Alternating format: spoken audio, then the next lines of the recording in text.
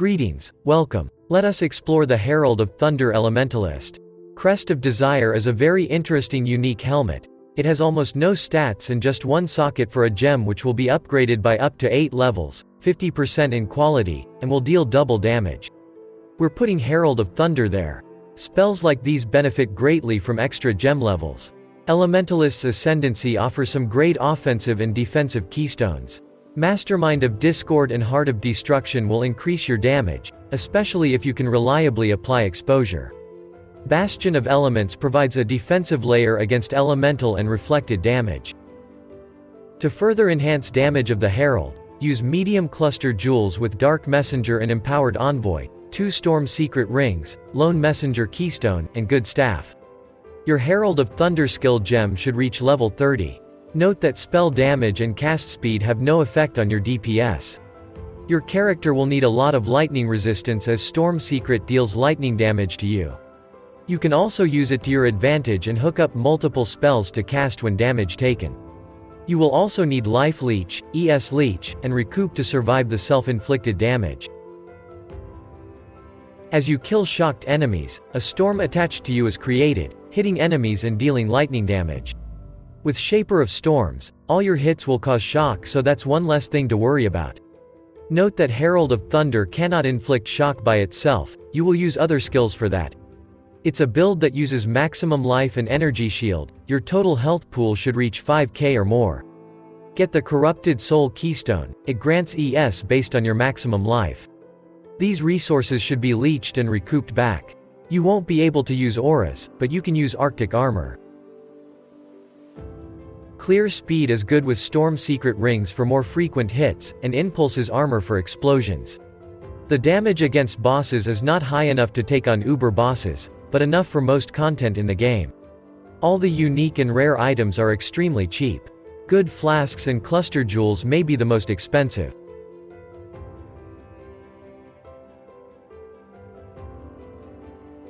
Around the time you finish the axe, you should already be able to equip most of the unique items. Be wary, with 2 Storm Secrets and no Agnarid South, you will take a lot of lightning damage, unless you plan to mitigate it in some other way. There are a lot of unique items that are best in slot. In our case, we've used only rare boots, a belt, and an amulet. Crest of Desire is where you should put your Herald of Thunder to squeeze all the potential this single skill gem has to offer.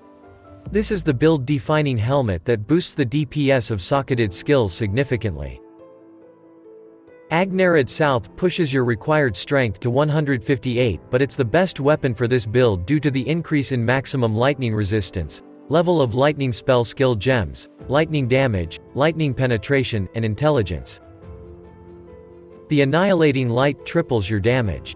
It is the most powerful staff that introduces a few problems that you'll need to solve: reduced elemental resistances, and no extra lightning resistance. Impulse's Broken Heart is a body armor that grants shock immunity, maximum life, increased damage and the effect of shock, and makes enemies explode. Storm's Gift is a nice boost to lightning resistance and energy shield. It inflicts shock on more enemies, making them good for clearing maps. The synthesized implicit mods could be really useful too. If you can consistently create chilling areas via skills like Cold Snap, you can use Algar Mortis gloves. These perform better against bosses. You will rarely deal any critical strikes. Combined with a huge range of lightning damage hits, it makes the lightning damage with non-critical strikes as lucky modifier very good. You can get it on the Voice of the Storm amulet. Storm Secret. These rings are absolutely required, although you will take a lot of lightning damage as hits. It enables your build to have few CWDT setups with a reliable cast frequency.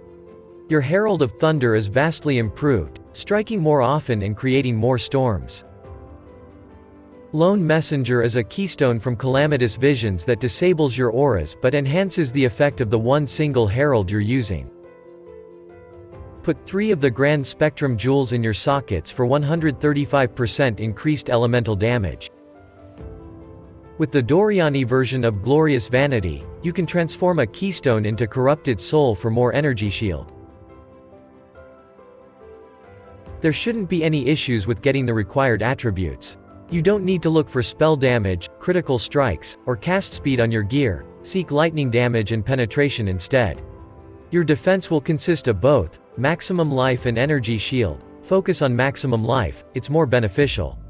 Get some life and mana recoup and have an item with 1 free suffix so you can beastcraft aspect of the spider. Elemental resistances, maximum life, and increased movement speed are the most important mods to look for on your boots. Maximum life and elemental resistances will be the stats that you should aim to get a lot on a belt. Crusader's Amulet has a prefix which makes you penetrate lightning resistance. Look for this specific mod. The rest of the mods should be maximum life and elemental resistances. There are a lot of affixes to choose from on jewels. Aim for maximum life and lightning damage. Corrupting one might result in an implicit mod that makes you immune to corrupted blood. Large cluster jewels with the base for increased lightning damage with 8 passive skills and 2 or 3 of the listed notables should be implemented. You should use 2 or 3 of these. Doryani's lesson is mandatory here. Supercharge is great too. 4 medium cluster jewels with 2 specific notables listed here are the best way to enhance the build. With properly adjusted elemental resistances, the Wise Oak offers a lot of lightning penetration which is impactful.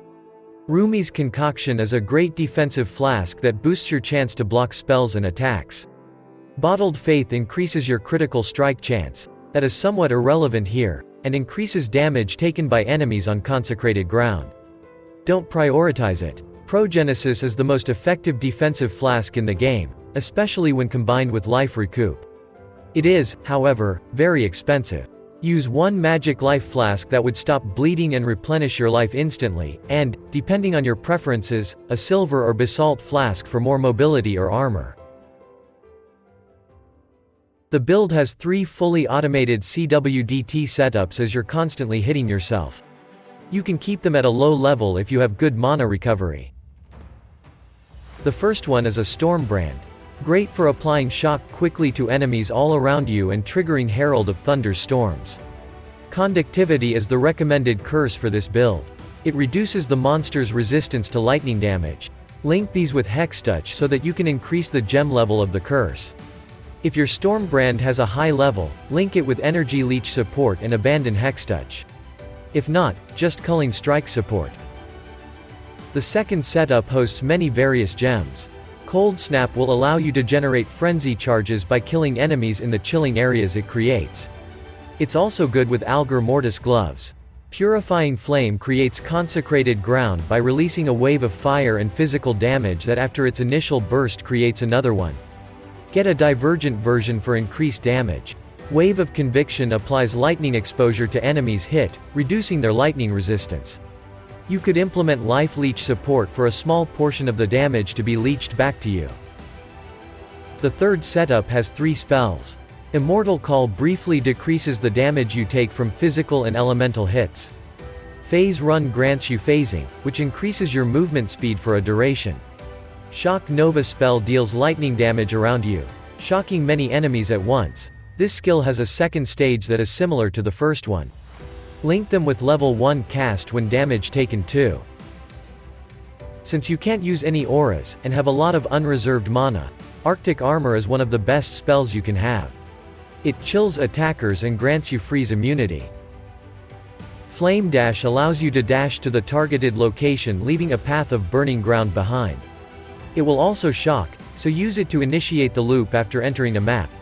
Keep Arcane Surge at a low level to make the Arcane Surge buff trigger after a single Flame Dash cast. It grants more cast speed and mana regeneration.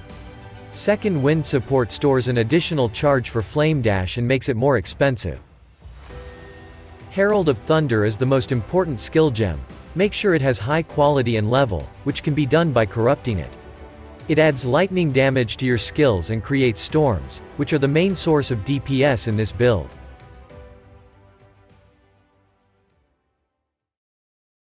Kill all the bandits in Act 2 for 2 extra skill points. All of the major gods would be suitable, but keep in mind that you're already immune to freeze. We've selected the Soul of Lunaris for damage reduction and movement speed in crowded areas. Remind yourself you're unaffected by shock. For a minor god, we would pick Gruthkul. As you're constantly hitting yourself, the bonus will be applied permanently at its full potential. The passive skill tree makes a lot of space for cluster jewels as you don't really need most of the nodes. Herald of Thunder is a very specific skill that needs predominantly elemental damage. Get some maximum life too. You may want to invest in mana and life recoup, or energy shield leech passives, for these stats are merely 3 points away from your main route. For keystones, pick Elemental Overload and Mind Over Matter if you can sustain the mana drain, which you should. For masteries, we've selected extra 50 life as life mastery and 10% mana recoup as mana mastery. That is all for today's guide. Like the video if you've enjoyed it or subscribe to the channel. See you in the next one.